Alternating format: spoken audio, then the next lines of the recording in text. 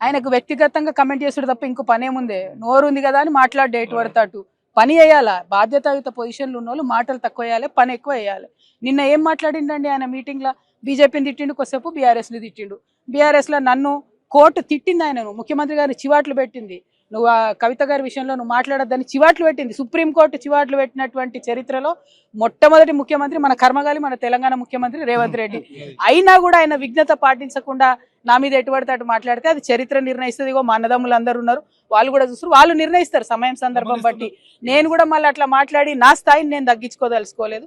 ముఖ్యమంత్రి గారు ఆలోచన చేసుకోవాలి. సుప్రీంకోర్టు చివాట్లు పెట్టినాక కూడా నన్ను ఏదో అంటే అనని, నాకు పోయేదేమున్నది? ప్రజలు చూస్తారు, ఆయన స్థాయి తగ్గుతుంది తప్ప నా గౌరవం ఏం తగ్గదు. ఒకటి. రెండు, అవన్నీ పక్కకు పెట్టి మీరు చెప్పిన మాట చెప్పినట్టు చేయండి. రైతులకు బోనస్ ఇస్తానా రియండి, నీళ్లను కాపాడండి, గోదావరి నీళ్లు.